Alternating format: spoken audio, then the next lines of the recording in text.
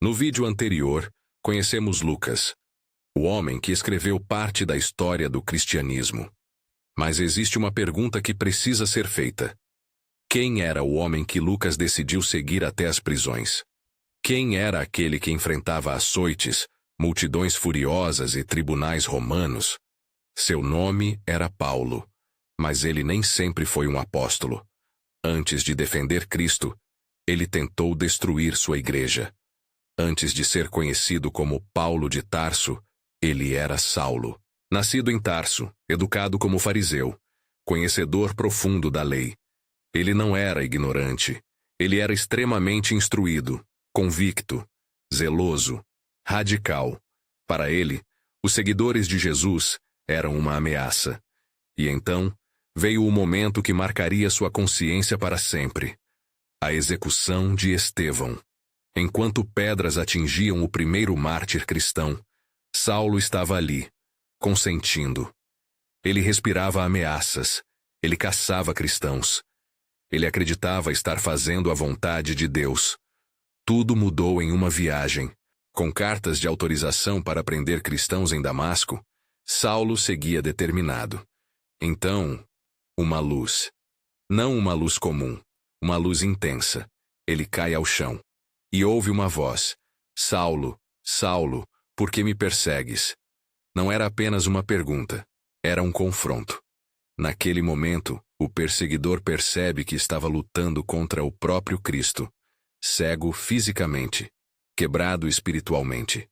3 dias depois, ele se levanta, diferente. Saulo começa a se tornar Paulo. Paulo agora prega o mesmo Cristo que antes combatia. Ele viaja, ensina, forma comunidades. Ele escreve cartas que moldariam o cristianismo. Romanos, Coríntios, Gálatas, Efésios. E é aqui que entra Lucas. O médico, o observador, o escritor silencioso. Lucas acompanha Paulo em viagens perigosas, prisões, naufrágios, ameaças constantes. Enquanto Paulo sofre, Lucas registra. Enquanto Paulo sangra, Lucas escreve. Paulo foi açoitado, apedrejado, traído, abandonado por alguns amigos, preso em Roma. Mesmo assim, suas cartas falavam de esperança.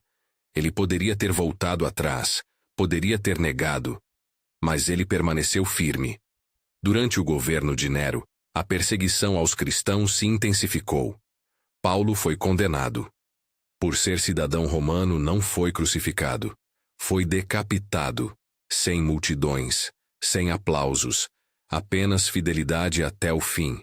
O homem que começou perseguindo, terminou perseguido.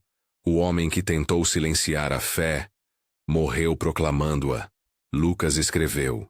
Paulo viveu. Um registrou a história. O outro derramou sangue por ela, e graças a ambos, conhecemos o Evangelho hoje. Pergunta final. Se você enfrentasse perseguição, sua fé permaneceria?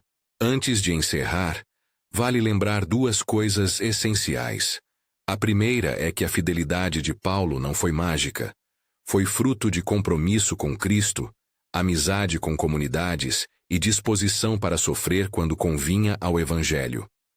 A segunda é que a sangue do título deve ser lida com reverência, como símbolo do preço do testemunho, não como algo a ser buscado. O cristianismo não promove o martírio, mas reconhece seu lugar na história de muitos santos que não negaram a fé. Hoje, diante desta história, somos convidados a escolher. Vamos viver uma fé de conveniência ou uma fé de fidelidade?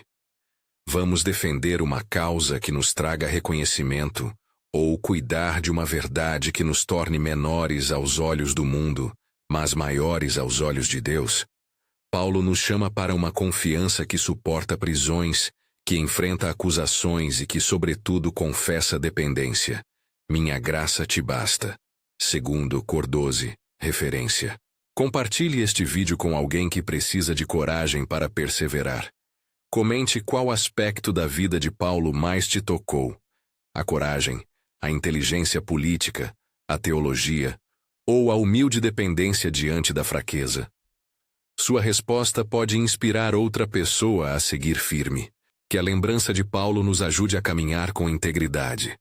Que nossos discursos sejam acompanhados de ações, que nossa erudição, de compaixão, que nossa força, de humildade, e que a graça que sustentou o apóstolo nos sustente hoje, para que em qualquer prisão que a vida nos imponha, física, social ou interior, possamos permanecer fiéis até o fim. Amém.